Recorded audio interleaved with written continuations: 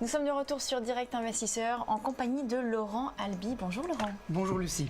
Laurent Albi, responsable de Day Trader Live chez Day. Nous allons parler Forex, des devises ce matin, avec notamment la paire AUD-USD, donc la paire dollar australien face au dollar américain. Et oui, le dollar américain qui repart comme en 40 à la hausse. Rien ne l'arrête. Petite consolidation qui a duré donc une vingtaine de jours pendant le mois d'octobre, et il semble donc que nous ayons une devise américaine qui soit de nouveau la plus forte. Alors, cette devise américaine qui s'apprécie, bien évidemment, malmène toutes les paires majeures en dollars, dont l'AUD-USD, le dollar australien contre le dollar américain.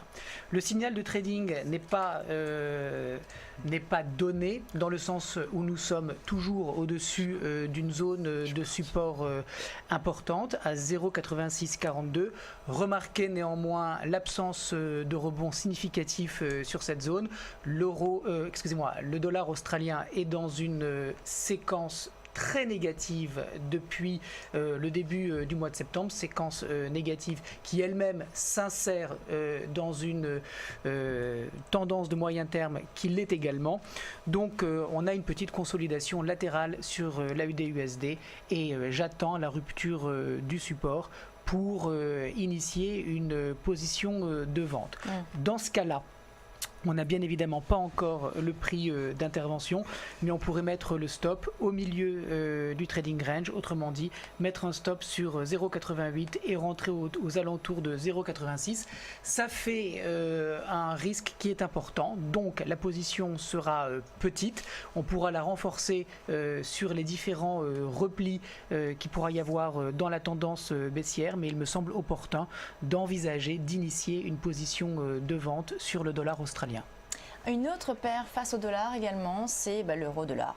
Oui, alors l'euro-dollar, je ne vous en parle pas souvent parce que il est très encombré, et puis surtout, on a eu pendant toute cette période, vous voyez, à partir du mois d'octobre, cette consolidation, ce dont je vous parlais tout à l'heure quand je vous disais que le dollar américain a consolidé. Donc bien évidemment, ça fait que l'euro c'est lui aussi stabilisé, mais il me semble que nous ayons maintenant un euro qui repart à la baisse, avec notamment ce support qui a été franchi avant-hier, réintégré hier, de nouveau cassé ce matin. Donc un euro qui reste très très faible face au dollar et qui pourrait là aussi avoir un potentiel baissier important. Le stop se place à 1,26 et on peut même viser 1,22, ce qui paraît absolument incroyable, mais compte tenu de la force de la tendance, il n'y a pas de raison d'anticiper un quelconque rebond sur l'euro pour le moment. Même pas un petit rebond technique pour reprendre position? Tous les rebonds techniques serviront à vendre l'euro. Autrement dit, on est dans un contexte qui est baissier pour la devise européenne. Chaque fois que la devise européenne va faire des petits replis techniques au sein de cette tendance baissière, il ne faudra penser qu'à une seule chose, c'est vendre. Alors, une dernière paire, toujours face au dollar, ce dollar qui est toujours très fort, c'est face au rand sud-africain. Oui, alors on en parle moins souvent du rand sud-africain. Vous en aviez parlé la semaine dernière déjà. Oui, mais enfin bon, ce que je veux dire, c'est que c'est pas un cross qui fait l'actualité. Tout à fait, c'est un cross plutôt exotique. Oui, tout à fait. Alors, qui dit cross exotique dit spread important chez votre broker. Par conséquent, il ne me paraît pas judicieux d'envisager des trades en intraday sur l'USD-ZAR, mais plutôt de jouer des rebonds importants en swing trading. On a eu ce support important à 10,85 qui était une ancienne zone de résistance qui fait maintenant office de soutien. On voit très bien le dollar qui était en consolidation face au rand se stabiliser autour de cette zone de support. Et puis on a eu cette très belle bougie la semaine dernière. On en a profité pour rentrer long sur Day Trader Live, mais je pense que le potentiel reste extrêmement intéressant. On pourrait rejoindre les 11,37 et dans ce cas-là on pourrait mettre un premier stop d'invalidation sous les 11 rands, rentrer à 11,14 et viser 11,37. Merci, ça c'est peut-être pour le point donc devises. On va parler maintenant de matières premières et notamment de métaux précieux avec l'or. Oui, parce qu'on reste toujours autour du même thème, à savoir la force du dollar. Et bien évidemment, quand le dollar monte, l'or se déprécie.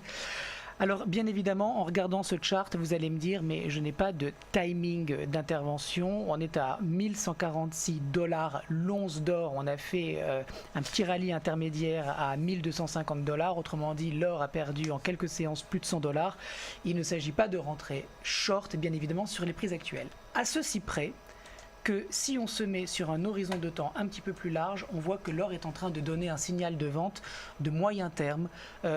Autrement dit, vendre l'once d'or ne me paraît pas une mauvaise idée si et seulement si vous êtes prêt à conserver longtemps votre position. Moi, je suis très baissier sur l'or. Je pense qu'on va aller assez facilement rejoindre les 1100 $ et j'ai en ligne de mire les 1000 $. Alors, si je vous mets un peu plus de data. Non, ça ne marche pas. Pourquoi? Voilà. Donc, on a effectivement à 1100 $, voilà, ici, ce tout petit niveau de support, mais moi ce qui m'intéresse vraiment c'est cette grosse résistance qui a été dépassée, qui devient par conséquent support, et je mise de façon ouverte et déclarée sur une dépréciation de l'or à 1000 $. D'accord. Donc Laurent, si on regarde un petit peu la situation macroéconomique, on voit que on a des marchés américains qui sont au plus haut, à des plus hauts historiques. Oui. Un dollar qui est très fort, ce qui fait que forcément l'or se déprécie. Donc si vous voyez une poursuite de la baisse de l'or, cela veut dire que vous voyez encore de nouveaux plus hauts historiques sur les marchés américains et sur les marchés mondiaux. Alors, les corrélations ne sont pas mécaniques. Ça veut dire que on pourrait penser que si les indices américains faisaient de nouveaux plus hauts historiques, cela signifierait que nous avons un retour de l'appétit pour le risque et que par conséquent, l'or ne devrait plus susciter beaucoup d'intérêt. On peut tout à fait avoir des marchés américains qui consolident et avoir un or qui continue de baisser.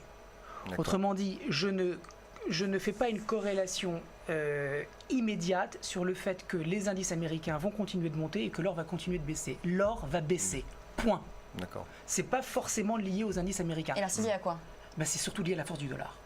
C'est surtout lié à la force du dollar et dans une moindre mesure au fait que on a quand même un contexte macro qui est très très très particulier, mais qui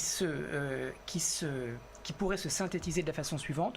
On a une banque du Japon qui est extrêmement accommodante et qui, on l'a vu la semaine dernière, a littéralement fait exploser le Nikkei. On a une BCE qui n'est pas dans la même dynamique que la Banque du Japon, mais on a une Europe qui est en train de se japaniser. C'est-à-dire qu'on a un risque déflationniste qui grandit graduellement de mois en mois. On ressemble de plus en plus au Japon. Donc, dans ce contexte déflationniste, on va avoir une banque centrale qui va devenir de plus en plus volontaire. Je ne peux pas vous préciser ce matin quels vont être les termes de ce volontarisme. Il y a différents moyens d'action, mais à mon avis, on va avoir un dollar qui est bien parti pour continuer de s'apprécier et par conséquent, on n'a plus véritablement de raison de rester sur l'or alors qu'on a une banque centrale européenne qui va finir par se déclarer, une banque centrale japonaise qui l'a déjà fait, une économie américaine qui donne malgré tout, même s'il y a un débat, des signes encourageants de reprise, donc il n'y a plus tellement d'intérêt à être sur l'or. Donc finalement, l'or valeur refuge, c'est terminé. C'est plutôt maintenant le dollar valeur refuge. Oui. Oui, et même j'ai même envie de dire quelque chose d'assez étonnant, mais j'ai même envie de dire c'est les actions américaines valeur refuge. Parce qu'il n'y a finalement plus que ça. En Europe, on a très bien vu que les indices européens ne sont pas du tout intéressants, qu'ils sont très en retard. On a des flux importants qui se dirigent vers les États-Unis, et ça vient bien évidemment supporter le dollar. Très bien, merci Laurent Albi pour ces précisions.